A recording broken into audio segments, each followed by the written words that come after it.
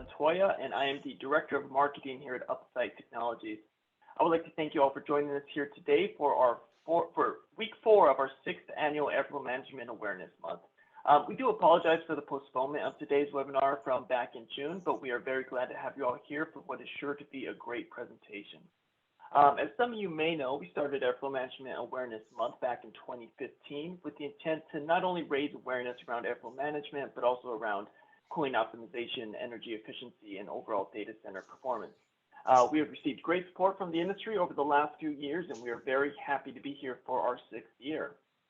In addition, I'd like to call attention to the icon in the top right of the screen. This year at Upside, we are celebrating 20 years as a company, and we would like to give a quick thanks to all of our partners, resellers, and customers for helping us get this far. As for today, I will be joined here shortly by John Gross, owner and mechanical engineer at JM Gross Engineering, who will be headlining today's webinar to discuss the recent changes that have been made to ASHRAE's 5th edition of thermal guidelines and discuss the impacts they can have on new and existing mission-critical facilities. Now, before we jump in, I'd like to go over a couple quick housekeeping items. Everyone will be muted throughout the duration of the webinar, but we strongly encourage you to ask as many questions as you would like, and you can do so using the Q&A module located in your Zoom dashboard. If you happen to have any technical difficulties, please feel free to shoot me a message in the chat module, and I'll try to get that resolved for you as quickly as possible. Now, as I mentioned, this is week 4 of our annual Airflow Management Awareness Month. In week 1, we're joined by Mark Acton, independent consultant and non-executive director at EchoSense, who gave a great presentation on data center energy efficiency and sustainability. In week 2, we're joined by Lars Strong, senior engineer and company science officer here at Upside, who gave a very informative presentation on data center containment considerations and how to maximize ROI. In week 3, we're joined by Bill Clayman, Executive Vice President of Digital Solutions at Switch, who discussed the perimeterless data center and touched on security, automation, and robotics in digital infrastructure. If you happen to miss any of those presentations, please feel free to shoot me a message in the chat, and I can provide you with a link where you can watch those on demand. Now, a little bit about John. John is a mechanical engineer with 18 years of experience in data center design and commissioning in areas ranging from enterprise to public life safety operations and EMP shielded. John has worked on everything from conventional air-cooled to water-cooled to two-phase immersion-cooled, and has gained a breadth of experience in integrating IT equipment deployments with different infrastructure solutions and varying operational requirements. John is a voting member of ASHRAE TC 9.9 and is a contributing author for the 5th edition of Thermal Guidelines. John has also authored white papers on liquid cooling trends and design considerations, as well as additional ASHRAE publications that are currently underway. With his experience in mission-critical infrastructure design and commissioning, he brings a unique operations-focused approach to the design of critical facilities. So I think I speak for everyone when I say that we are very excited to have John joining us here today to talk about this very important topic in our industry. As we all know, ASHRAE's thermal guidelines have a lot to do with what we do in airflow management and data center cooling. So we're very honored to have John here to tell us all about the recent updates. So without further ado, I'll pass it off to John to get us started. All right, thank you, Isaac.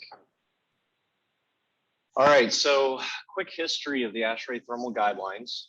So the ASHRAE Thermal Guidelines are authored by ASHRAE's Technical Committee 9.9. We are a very large technical committee within the ASHRAE body, a very active committee. The thermal guidelines were first published in 2004, with the idea being that we were seeing, or the industry was seeing a large growth in data center deployments, and there wasn't really kind of a standard understanding of what the IT equipment actually required. So ASHRAE TC 9.9 was actually founded by ITE manufacturers back in the early 2000s. And the thermal guidelines were one of their very first publications, trying to get information out to the industry about the temperature and humidity requirements of the IT equipment. The thermal guidelines have gone through several periodic updates, and as the updates have been published, traditionally we have seen an expansion or a broadening of the thermal envelope with each printing. That's been driven really by two things primarily. One being the ITE manufacturers having a better understanding of thermal management within their equipment, how to cool it, how to deal with humidity swings, et cetera, as well as the drive for energy efficiency has driven that from the ITE manufacturer standpoint. The other thing that has helped to broaden the thermal envelope is a number of research projects that many were sponsored by ASHRAE, some were independent projects, that gave us a better understanding of actually how the IT equipment responded outside of maybe potential or typical UL testing. So who is ASHRAE TC 99? Most folks think of ASHRAE as a heating, refrigeration, and air conditioning group, which we are. But the understanding that a lot of folks have is that it's heavily influenced by HVAC equipment manufacturers and engineers. And depending on what parts of ASHRAE you're dealing with, that very well may be true. Technical Committee 9.9 is the largest TC within ASHRAE. We have over 400 active members. I believe the next largest technical committee within ASHRAE has less than half that membership, based on the last information that I heard. We have 15 voting members, and many of the TCs within ASHRAE don't even have 15 total members altogether, let alone voting members. Within TC 9.9, we have 6 subcommittees. Those subcommittees support publications, they support research, they liaise with other technical committees and standards bodies. But we also have one that's a bit unique, and it's the IT subcommittee. The reason that it's unique is that when TC 9.9 was formed, the idea was that we wanted the information from the technical committee going out to the industry to be driven not by equipment manufacturers or HVAC equipment manufacturers, not by engineers and whatnot, but by the thermal engineers and research and development engineers that actually make the IT equipment that we are trying to serve with these systems and designs. So the IT subcommittee is only ITE manufacturer engineering representatives. There are no consulting engineers, no equipment manufacturers, no owners on the IT subcommittee.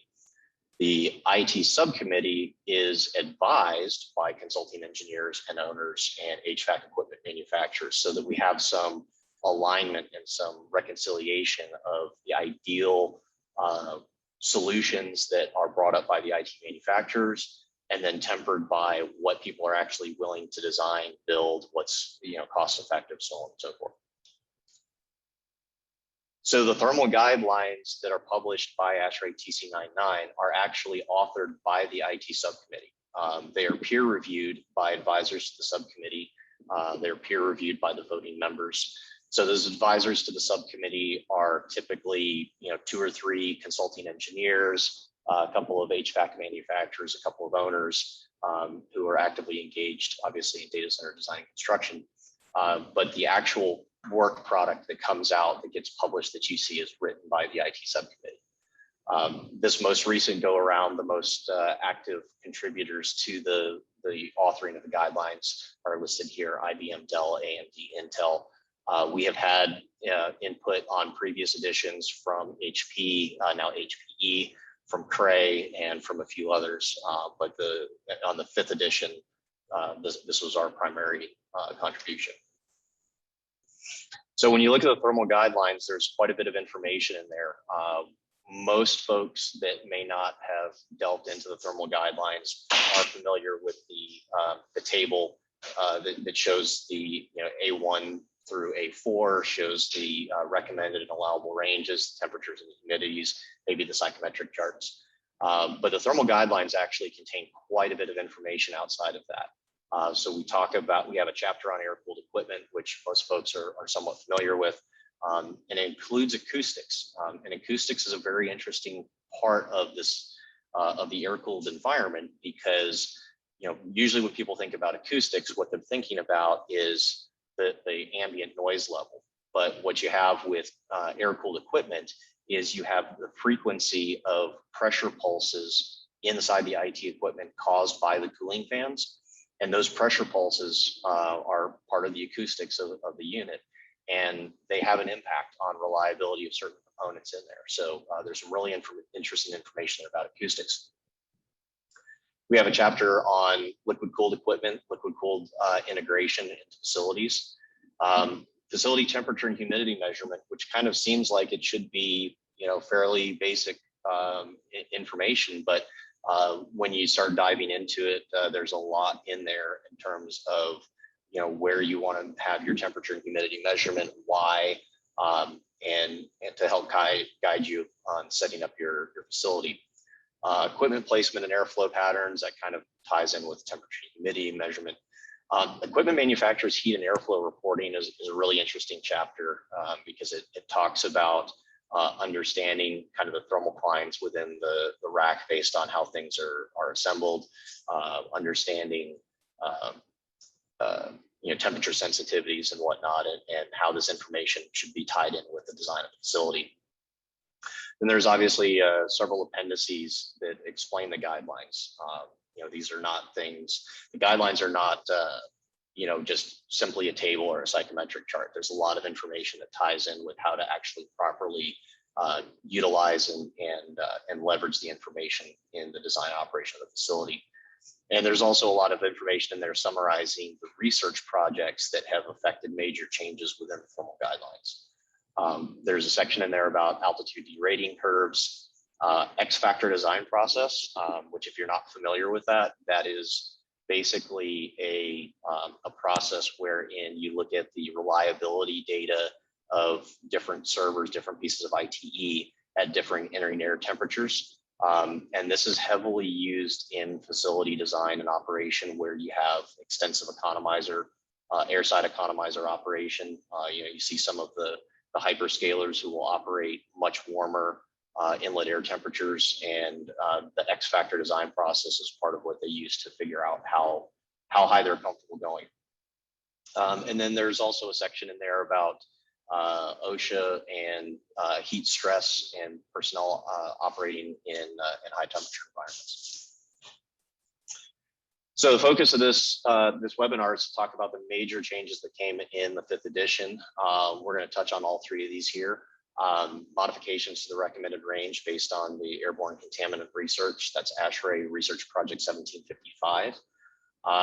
There's a new air cooling class that has been added in the 5th edition. It's called H1, and it's for air-cooled high-performance compute and heavy scientific workloads. And then there's been a fair bit of work on the liquid cooling side of the thermal guidelines, specifically clarifications in the liquid cooling class nomenclature, as well as how it's applied and how compliance is determined. So we'll touch on that a little bit. So first off, ASHRAE RP 1755, Research Project 1755, was a research project that was sponsored by ASHRAE, and it was done in conjunction with Syracuse University. And the intent was to look at the combined effect of high relative humidity with various gaseous pollutants that are frequently found in various parts of the world where data centers are being built. The 3 pollutants that were used in the research project, sulfur dioxide, NO2, ozone, 2 catalyst pollutants, hydrogen sulfide and chlorine. The research project is actually very fascinating if you are into that kind of thing. There are a lot of different combinations of pollutants and catalysts and how they reacted with the copper and the silver separately, and how the relative humidity affected that. To really understand those combinations, you'd really need to dive into the research project. And again, if you're interested in material science or operating data centers in higher humidity and particularly industrial areas, I strongly recommend you look into it. That said, the key takeaway from the research project that ASHRAE TC 99 has integrated into the 5th edition is that relative humidity has a very, very strong correlation with the copper and silver corrosion when these different pollutants are present. Because of the different permutations of catalysts, pollutants, relative humidity levels, et cetera, it's very, very difficult to set up continuous monitoring and predictive models to determine what your corrosion rates may be. So basically what the recommendation is, the update to the thermal guidelines here is that if you suspect that you may have any of these pollutants present in your area, that you install copper and silver coupons in the facility and measure the corrosion rates. Anytime you see a copper corrosion rate in excess of 300 angstroms or silver in excess of 300 angstroms, the best way to cut down on that corrosion rate is to lower the relative humidity to 50% and add some chemical filtration, maybe some carbon scrubbers to take some of that, some of those pollutants out of the airstream. As a reminder, the recommended range, upper relative humidity, is 60% from the 4th edition. So here we're actually saying that we are lowering that relative humidity relative to the 4th edition if you have these pollutants and this corrosion activity going on. However, if you put those coupons in place and you see corrosion rates less than 300 angstroms for copper and 200 angstroms for silver, you can feel pretty comfortable increasing your relative humidity up to 70%. Again, this is part of the recommended range adjustment, not an allowable range adjustment. So the important part about this is the facility, if you suspect you might be in one of these high corrosion activity situations, the facility needs to have the ability to lower the relative humidity down to 50% and keep it at or below 50% to control the corrosion. But you can save some energy and allow your relative humidity to go up if you're not witnessing this kind of corrosion. So here is an excerpt from the updated thermal guidelines showing the scenario where corrosion rates are low. So you can see here that I don't know if you can see my cursor here or not, but the kind of the upper relative humidity corner of the recommended range is now up at 70%. Compare that to the recommended range when you detect high levels of pollutants and therefore corrosion, and you can see that relative humidity has been lowered down to 50%. So we've taken a pretty healthy chunk out of the cooler, damper area of the recommended range. So that was really the primary effect or outcome of Research Project 1755. I hate to put it out here appearing this simple because the research was far from simple. It was extremely interesting to read and go through. But this is the primary functional takeaway for design and operation of your facility. So let's switch topics a little bit, talk about kind of the next major update to the thermal guidelines, and that is dealing with high density air-cooled equipment. So many of you may have either read or personally experienced a significant uptick in the thermal design power for CPUs, GPUs, and even in DIMMs. Even memory is running into the scenario now, where in order to get the processing and the compute throughput that end users are demanding, we're going to higher and higher thermal design power to get there with these processors.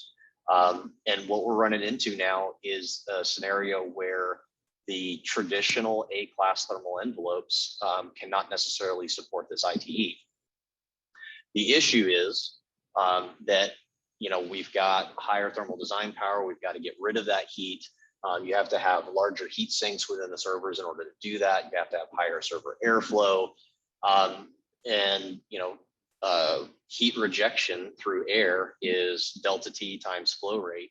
And we have a situation where we kind of can't pack that much more airflow through an air-cooled server and the associated heat sinks. There's a physical limitation that's been reached with a lot of this ITE. And so the way to ensure that you can actually continue to cool this with air is you have to lower the inlet air temperatures. So in order to help with this scenario, a new H1 air cooling class has been created. The primary takeaway from this is that the moisture content is unchanged in the recommended and the allowable for H1 relative to the existing air cooling classes. The recommended range, the lower end of the recommended range, is actually still the same. It's 18 degrees centigrade. but the upper range has been dropped from 27C in the A1 to A4 recommended down to 22C. So effectively what we're saying here is go above 22C and you're going to be having some additional difficulties cooling that. On the allowable side, again, the moisture content is unchanged relative to A1, and actually really all of them, but it's been unaffected. The moisture content has, but on the allowable range, you'll note the A1 allowable goes from 15 to 32C, and we're saying from 5 to 25C in terms of the allowable range. Again, giving you the ability to run the inlet air much cooler than you would have with a traditional A1 type scenario. But crucially, the upper end is brought down by 7 degrees centigrade in order to make sure that we can support that scenario. So here is the allowable and recommended range for H1. If we were to overlay this with the A1s, you would see, or the A1 to A4s, you would see that this is a shift to the colder side, particularly when we look at the upper bounds of the recommended and allowable range. Tying back into the previous conversation about airborne contaminants and corrosion rates, there are two separate bounds here. This one here is showing a 70% upper relative humidity on the recommended range. And then here in a high corrosion rate scenario, you're at 50% relative humidity. So one of the challenges that you may observe here is that, if you kind of think back to some of the original old school thermal guidelines back 2004, 2008, the recommended and the allowable range is really fairly tight. And the idea of precision temperature and humidity control was very rampant in those days because of how tight the window is. And what you're seeing again here is for this type of H1 equipment, this both the recommended and the allowable range is very, very tight in terms of environmental requirements. Okay, so we're going to take a little bit of a step aside here in terms of the major changes to the thermal guidelines. And I wanted to highlight a topic. It's been in the thermal guidelines for a while. It's in an appendix. Not a lot of folks have seen it. Quite frankly, it wasn't until I got pulled into a conversation on one of the white papers that I helped to co-author that I even realized that it was in an appendix there in the thermal guidelines. And that is hot aisle temperatures and safety. This is tied directly into the concept of heat stress and whatnot. So OSHA, NIOSH, and many of their international collaborative partners have guidelines on safe working environments and heat stress, and it's based on clothing, workload, and exposure. And by exposure, a lot of times what we mean here is solar exposure, et cetera, outdoor conditions. As the industry has been pushing for increased energy efficiencies, one of the things that has happened is we say we're going to run the inlet conditions to these servers in this ITE at higher and higher temperatures to allow us more and more hours of economization, particularly airside economization, which is great. We're saving a bunch of energy. However, when you go and you start to take those increased inlet temperatures and you start to overlay them with the OSHA guidance on heat stress, you kind of start to run into a little bit of an interesting scenario. So OSHA guidance uses a work to rest rate and is based on the wet bulb globe temperature, not wet bulb temperature, but the wet bulb globe temperature. When we talk about this work rest rate, what they're talking about is for a given period of time, what percentage of that time can the individual be working versus what percentage of the time do they need to be resting in order to manage that heat stress scenario. Wet bulb globe temperature is calculated through a formula that includes dry bulb temperature, wet bulb temperature, the globe temperature, which unfortunately I didn't list here, solar exposure, wind speed, et cetera. And when you go online and you look through heat stress calculators, the vast majority of them are intended for use in an outdoor environment because people are thinking about construction workers outside, so on and so forth. We're in a data center. We don't have the solar exposure. We do actually have a wind speed piece here, particularly if you're on the hot aisle side of the ITE. Argonne National Labs actually has a really good calculator. It's a very simple free calculator that you can use. It is a little bit tricky to find. I'll try to um, get with Isaac and provide a link.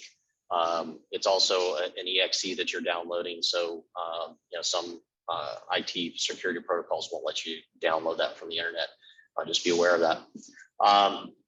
But when you go in there and you start using Argonne National Labs calculator and running the different scenarios of inlet air temperature to outlet air temperature and whatnot, you kind of run into this scenario. Now, I want to put a caveat out there. This is a psychometric chart that I created running through the calculator.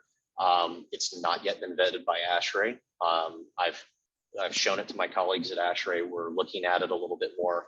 But this is, not an ASHRAE document. I just want to make sure that that's clear to everybody right now. So what we've done here is I've overlaid the A1 allowable and the A2 allowable ranges on the psychometric chart. And then our diagonal curves here represent the various boundaries that coincide with the Argonne National Labs calculator for heat stress. And these, the blue hashed area and the red hashed area represent if I have, and the blue is if I have an inlet air condition that is at the top end of A1 allowable, and I have a 10°C heat gain across my IT equipment, what does it look like on the backside of the rack? So the hot aisle is kind of represented by the vertical here. The cold aisle is on the left side. And then likewise, the red box is the same concept, just applied to the A2 range. And what we find here is particularly for folks that are doing work in the hot aisle, which may be electricians going in there wearing fire retardant clothing while they go in and maybe change out power supply to from an overhead busway, a plug-in breaker or something like that, to a rack or something along those lines. What we find is this blue line is basically the uninterrupted work line. So anything left and below this line is a scenario where you can operate uninterrupted, and this is considered medium work, right? So this is picking up servers, moving servers around. It's climbing up on ladders and making changes to the power distribution coming into the rack, that type of work. This is not standing at a console in front of the IT equipment on the cold aisle scenario. So in that type of workload, what we're seeing is anything to the bottom and the left is considered uninterrupted work, no issue at all. Between the blue and the green, according to the OSHA guidelines, you're allowed to work 75% of the time, and you need to rest 25% of the time in order to avoid heat stress issues. Between the green and the orange, it's a 50-50 ratio. Between the orange and the red, it's 25% work, 75% rest. And then when you get to the right of this red line, according to the OSHA heat stress guidelines, you should not be working in that space at all. So this gets to be a really interesting topic depending on who your client is, who your end user is. I've worked with a number of clients where they don't necessarily worry about this part too much. And then I have others who have very, very stringent safety cultures within their organization, and they don't like this at all. So there are strategies to deal with this. Some clients will do something really as simple as, hey, I've got a raised access floor scenario, I've got forced air, and I got somebody that's going to go work in the hot aisle. I'm going to give them a couple of perf tiles, and they're going to take it over there with them. They're going to pop the solid tiles out of the floor. They're going to put the perf tiles in so they get some cool air from the supply air plenum coming up in the area where they're working. That's just one example. There's a lot of different ways to address it, but this is a topic that I don't hear discussed very much in the industry until you start talking to some of the operations folks who are actually trying to work in this environment. So expect there to be more conversation on this topic in the months and years ahead as we push temperatures higher and higher. Okay, I know the focus of the webinar series is airflow awareness. I talked to Isaac yesterday and I said, We're going to cover all the major airflow stuff, but there's some really interesting liquid cooling stuff that I want to make sure some folks are aware of. The liquid cooling section, the chapter went through a significant update this last time. And the primary stuff that we changed is the designations, the numbering method. So the original classes were W1, W2, W3. Off the top of your head, does anybody really know what that means? So we changed it to W17, W27, W32. And basically what this means is if you're talking W27, then the water supply to either the CDU or to the IT equipment is a maximum of 27 degrees centigrade. W32 accordingly, a maximum of 32 degrees centigrade. So it's a little bit more intuitive now in terms of the definitions. We also added in an additional cooling class, which is W40. And quite frankly, the W40 edition is what prompted this whole thing, because we're sitting there going, well, is this W3.5, W3.8, like what is this thing called? And so, the discussion was the water cooling classes are likely to change more over the coming years as technology evolves than the air cool classes are. So if we put that temperature designation at the back end of it, not only does it mean a little bit more to somebody intuitively, it becomes a lot easier to add a cooling class in there if we need to, or subtract one or change one, so on and so forth. The W40 class was actually added because a lot of the climate scenarios in the EU can go compressorless once you hit 40 degrees centigrade inlet water.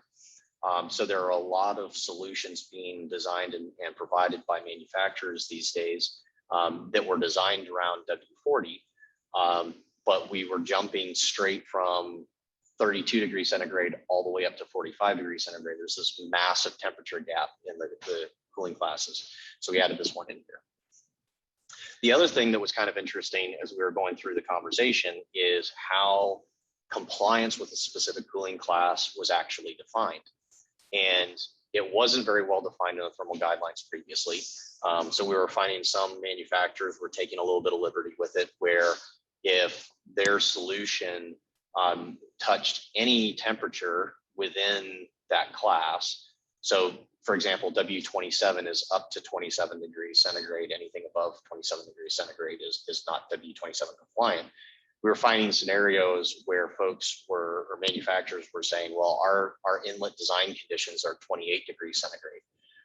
So we're going to call that W3, the old W3, which would have been W32, except you can't run that same solution at 32 degrees centigrade water and actually have it operate properly. So what we did is we clarified that in order to be compliant with a particular cooling class, say W32, for example, that the ITE has to be able to operate fully unthrottled through the entire temperature range of that W class. That actually brings the definition in line with what you have on the air-cooled side. So, air-cooled equipment that is designated for the A2 cooling class can operate unthrottled through that entire temperature range. We didn't have that consistency within the W class designations, but that is there now. There's also been a deliberate attempt to eliminate the use of the word water and replace it with liquid, not because of the fact that a bunch of people are scared of water, but they don't seem to be scared of liquid, but because we're finding more and more scenarios where we have engineered fluids that are in these systems as opposed to water. So here's really the updated table. The primary thing that's really changed in this is, again, we've got the temperature designations over here as opposed to W1, 2, 3, et cetera. W40 is a new system, or a new classification that's been added in here. And then the old W5, which is pretty much anything over 45 degrees centigrade, is now called W plus because there's not really an upper bound on it. An interesting thing in here, just so folks are aware, is the minimum water temperature for all these classes is 2 degrees centigrade. When you're doing design for this, you got to be really careful, because while the ITE systems can technically operate that cold, if you have a failure in your controls or whatever, you got to be worried about or thinking about condensation on your piping. This type of scenario that we see here is not really a continuous operating scenario. It's actually one where the system has maybe been offline for major maintenance, repair, installation, et cetera, and you're doing a cold startup on your system, and you don't already have that heat in the cooling loop. So again, we clarified compliance with the cooling classes. We also have added a lot of information on immersion and hybrid cooling technologies, liquid cooling technologies. We're seeing more scenarios where immersion is not necessarily in a bath in a tank laying on its side. We're starting to see vertical immersion where you have chassis that are liquid tight and they're in a vertically stacked rack, and so you're flooding the chassis, but in a vertical rack configuration. We also added a lot of discussion on dew point control and understanding the condensation challenges or condensation risks that you have, particularly during cold startup of the system, and how insulation and ambient dew point control within your data center may impact that. We've also added a warning in there regarding the future TDP increase. The reason we did that is that as more and more folks are moving to liquid cooling, more markets, more workloads are moving to liquid cooling, a lot of the discussion and the focus, depending on where you are in the world, is let's run these fluid systems as hot as we can, maximize energy recovery, heat reuse, district heating, all these great things that we can do off of the high temp fluid. And that is absolutely applicable. It's done in a lot of places. There's a lot of validity to it. There's a lot of opportunity for it. However, right now, the forecasted TDP increase on the highest performing processors, whether you're talking CPUs, GPUs, ASICs, chips, whatever it happens to be, these TDPs are going up at an extremely high rate. And the thermal engineers from the chip manufacturers that are involved in this committee, and this is one of the great parts about the thermal guidelines coming directly from these thermal engineers, is they're basically saying, if you're talking an HPC workload or a heavy scientific workload, the days of being able to operate these liquid cooled systems at 75, 80, 85 degrees centigrade are numbered for these workloads. In order to cool the chips, you're going to start seeing on these really high density applications where you're talking, 150 kW a rack or 150 kW a tank and up, you're going to start seeing a need to lower that inlet fluid temperature to those systems. And the main reason that that's a big warning is we go back up here to these W classes and we talk about the primary facilities that are used to cool them. You've got to be very careful if you're up in this area, and if you're going to be housing HPC equipment and you're all compressorless cooling right now, that may work for a little while. It may change in the future. We're seeing that trend coming from the ITE manufacturers that those temperatures are going to start going back down. And you may have some HPC facilities that have to start actually adding compressorized cooling or maybe evaporative cooling in place of pure dry cooling in order to get those cooling temperatures back down.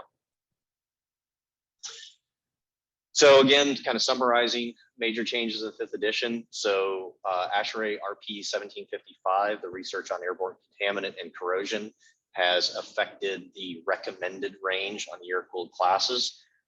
Relative humidity based on corrosion rates, that's a huge change in there.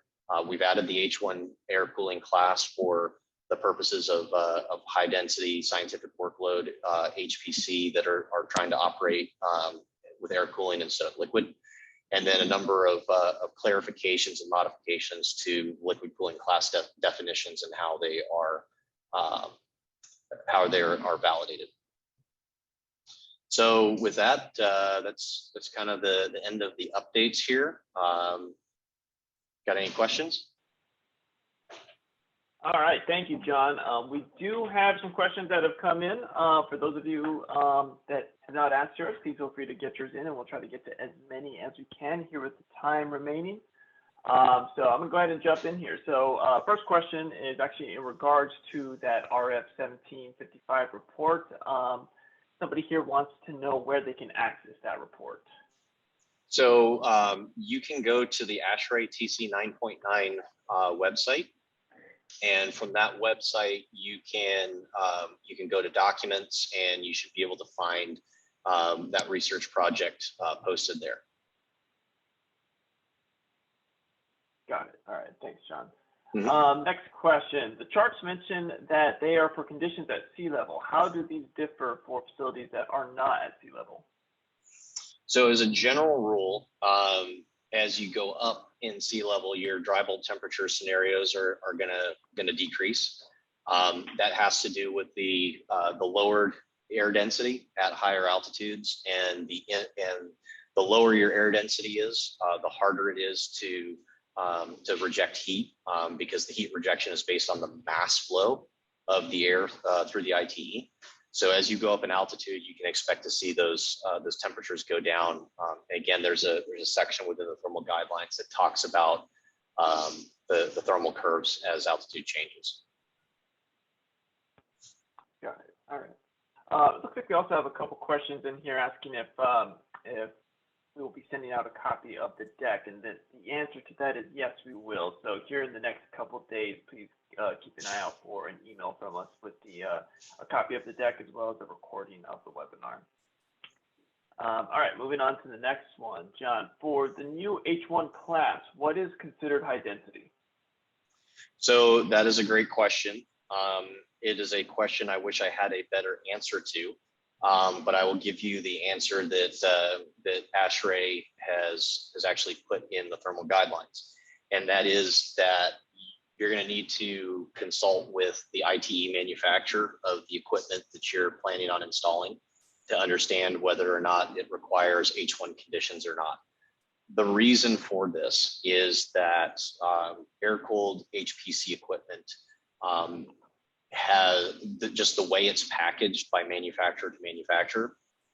Some are going to be, maybe doing some slightly larger cases. Maybe they're doing 4U enclosures instead of 2U enclosures for 3 kW, for example. And as that packaging changes, their ability to operate with the more conventional temperatures changes. So unfortunately, I wish I could give you a kW per server or kW per rack or whatnot, but we don't have that metric. You really have to coordinate with your ITE manufacturer. Got it. Okay. Next question. Where are the hot out temp safety guidelines published? John, I think you mentioned these were in appendices in the ASHRAE thermal guidelines. So there is an appendix in the ASHRAE thermal guidelines that talks about the OSHA guidelines and whatnot. To get the actual OSHA guidelines and the calculators, you'll need to go to the OSHA website. And I mentioned the Argonne National Labs has a really good calculator as well. The reason that they've got a calculator for this is because, as I mentioned, it depends on what kind of work effort is being done by the occupants of the space, what type of clothing that they're wearing. If you think back to the old school days where the ITE guys all had t-shirts and cargo shorts and Birkenstocks and stuff like that, they're going to be able to deal with higher temperatures than, say, an electrician that's in fire retardant clothing. So the thermal guidelines will refer you to all of those sources. I will send, like I said, I will find the link for the Argonne National Labs calculator and send that to Isaac, because of all that information, the hardest one to find is actually that calculator, believe it or not. Got it. All right, I'll keep an eye out for that and send it out to the attendees. Thanks, John. Mm-hmm. All right, next one. Does the liquid cooling guidelines apply to in-row cooling and rear door heat exchangers? So that is a great question. So one of the things that has always been a little bit of a sticking point with liquid cooling definitions is in-row coolers are not considered liquid cooling. Rear door heat exchangers are. And the rationale behind that when they made the definition of what is a liquid cooling solution is if you're taking liquid directly to the rack enclosure level. So with a rear door heat exchanger scenario, you're actually hanging your your coolant directly on the rack, so you're taking liquid to it. With an in-row cooler, that cooler is taking hot aisle air and it's taking it back to room neutral or whatever, but it's distributing it to multiple racks. Which is why that is not considered to be a liquid cooling solution. But yes, rear door heat exchangers are covered under the thermal guidelines of the liquid cooling solutions. Got it. Okay. Thank you, John. So we got one here actually in regards to the psychometric chart. Someone here is asking, can we use a psychometric chart in professional presentations? Do we need ASHRAE's permission for that? So it depends on which psychometric chart you're talking about. The ones that are within ASHRAE's publications can be used as long as they are appropriately referenced. The one that shows the heat stress stuff, that was one that was done by myself, and I would prefer that nobody actually use it for any kind of professional presentation until such time as it has been vetted by my colleagues at ASHRAE. Like I said, that we've been discussing that specific topic, that specific chart on multiple occasions, but we haven't actually validated everything yet. So. Got it. Thank you, John. We got one here asking about the CEU's continuing education credits. Shoot me an email. It looks like this is from an anonymous attendee, but if you want to shoot me an email at marketing@upsite.com, I'll get that squared away for you. All right, we got another one here. Are there any specific guidelines around hybrid cooling applications, air cooling and liquid cooling? So I guess my question to that, or my counter question would be, are you talking about a scenario where we have both air cooling and liquid cooling within the same data hall, or are you talking about a solution where some of the IT equipment within the rack is liquid cooled and some of it is air cooled? Okay, let's see if they answer back. We'll move on to the next question as we wait for that. Thomas here says, explain your comment about TDP increasing being an issue. Are you saying that if we design for W40 for current liquid cooled equipment, the ITE manufacturers may not be able to design for future servers for W40 due to the higher densities and TDP? So that is the risk, right? And again, it goes back to the workloads. If the facility is being designed to handle particularly high performance compute and scientific workloads, the expectation right now coming from the ITE manufacturers is that we can expect to see those temperatures drop up to a full W class in probably the coming 4 to 5 years. If you're not dealing with scientific workloads, you're not dealing with HPCs, that's not really a big risk right now. So I can tell you with some of the HPC work that I'm doing right now, the existing IT equipment that is in the facility is W32. We are designing the cooling infrastructure for the facility, including the primary plant and all that stuff, to be able to support W27.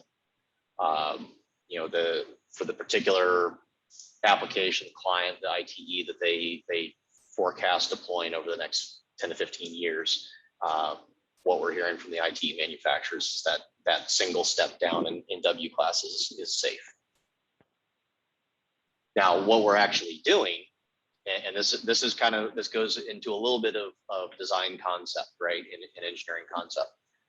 The facility requires W32 today, and we can get there without compressors, but we are putting valving and taps and space planning in there so that if at some point in time they go down to a requirement for W27, that infrastructure can be added at that time. We're not going and actually putting W27 cooling in place today. We're just making sure that we have allocated the space and the connections for it if it ever has to be added. Got it. All right. Thank you, John. I think we got a follow up to the hybrid question. This person saying both air and liquid in a room and in a single rack. So air and liquid in the same room is actually pretty straightforward at a 30,000 foot view. So when you're dealing with air and liquid in the same room, the primary issues that you have to make sure you have covered are that the hydronic properties are compatible. And the reason I say that is we frequently look at liquid cooling just from the sheer standpoint of temperature. Do we have the correct inlet water temperature to both our maybe chilled water craws, and that the liquid cooled ITE can take it. One of the big additions that we put into the liquid cooling chapter this time around were some of the other design considerations that we have been running into when you try to do that type of hybrid facility. The two biggest ones that we run into are the liquid side pressure drop. So if you're going through a CDU, your pumps are sized for a certain anticipated pressure drop through, say, a craw. Some of these liquid cooled solutions have much higher pressure drops through their CDUs and heat exchangers than necessarily a craw does. And so you have to confirm that you have enough plant pumping capacity to handle that extra pressure drop. The other thing that comes into play quite a bit is the actual operating pressures of the system. A lot of these liquid cooling solutions are designed for maximum working pressures of only about 100 PSI. And some of them actually have onboard pressure monitoring. And when they detect an inlet pressure over 100 PSI, they will actually close their temperature control valves to try to protect them, their heat exchangers from the system water pressure. So your actual, not just the differential pressure on your hydronic system and the temperature, but the actual operating gauge pressure of your system has to be compatible with the ITE.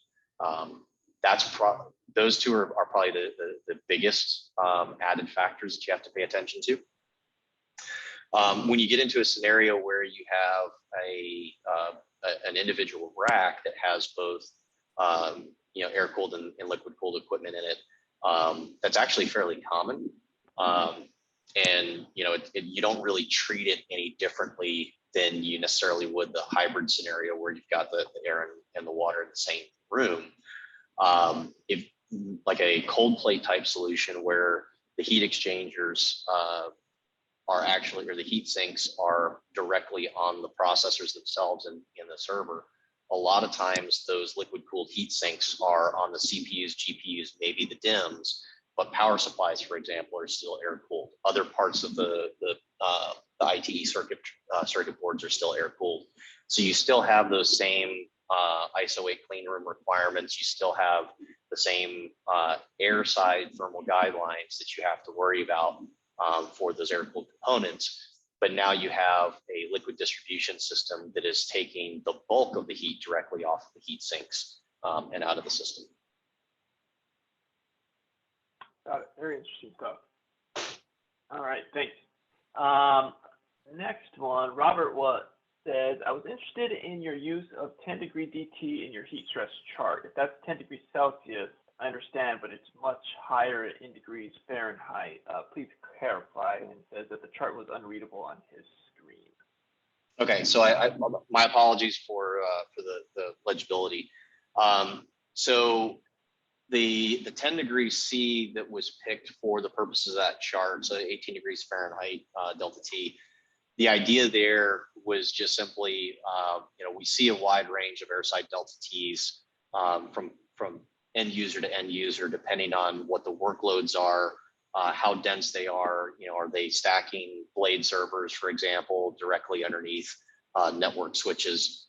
But we see On the Fahrenheit side, it's kind of common to see somewhere between about 15 and 20 degrees Fahrenheit. So for the purposes of just demonstration, I selected the 10 degrees C, which is 18 degrees Fahrenheit, for the psychometric chart, just to kind of get the people thinking about and talking about this whole issue with the elevated air temperatures and elevated humidities and how that impacts heat stress risks in the hot aisle.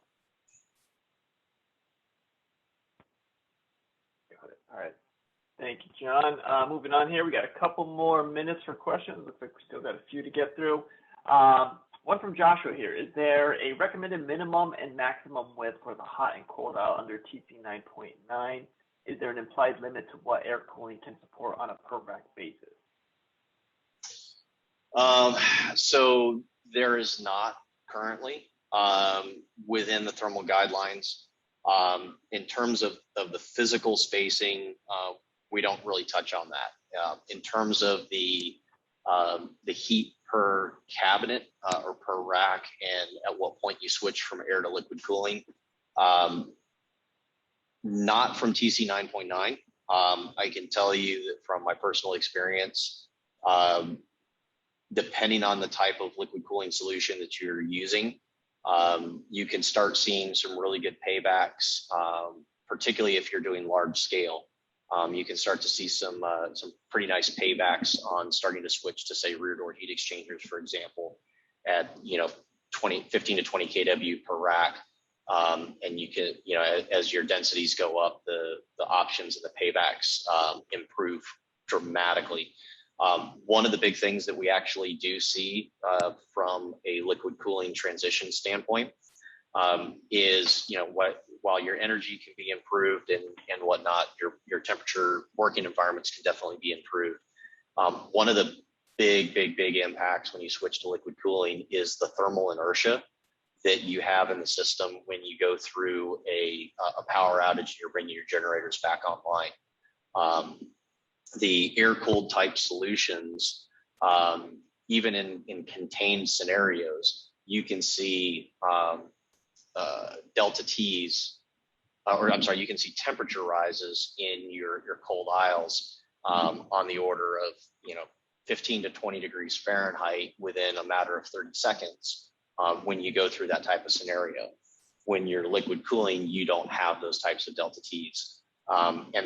When you go back and look at the thermal guidelines, a lot of folks focus on the absolute temperatures, absolute humidities that are in the charts. There are also temperature rate of change considerations that are in the thermal guidelines that a lot of folks don't typically see. And so go take a look at those and try to understand kind of for your topology, when you go through that type of scenario, what are your thermal transients look like? Because liquid cooling can definitely help bring those transients down.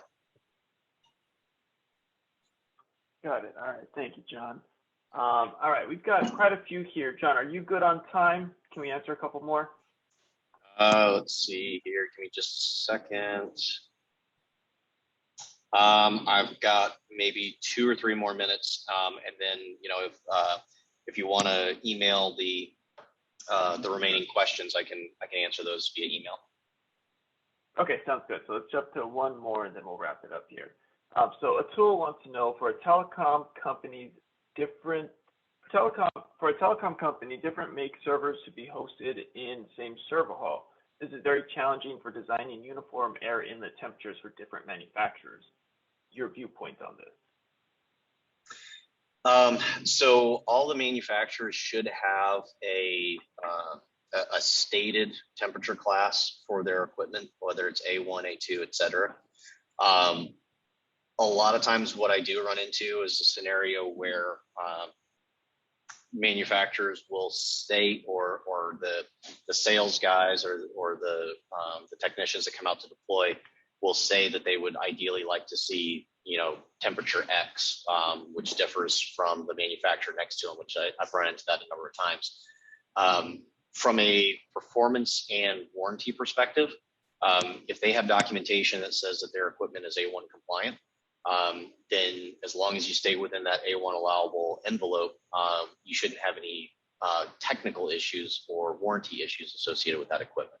And that's when you get into the definition of the allowable side of the thermal guidelines.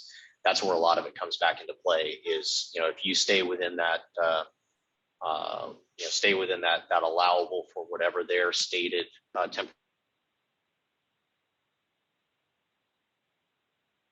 That equipment, as long as you stay within that range. Got it. All right. Thank you, John. I will send you these questions, and to everybody, we will follow up with your additional questions here within the next couple of days or so. But would like to just thank all of you for joining us here today. And John, thank you very much. This was a great presentation and very informative. I think very, very high value to our attendees. So thank you again, John. We really enjoyed having you. Thanks, Isaac. I appreciate the invitation, and hopefully look forward to doing some more of these with you guys.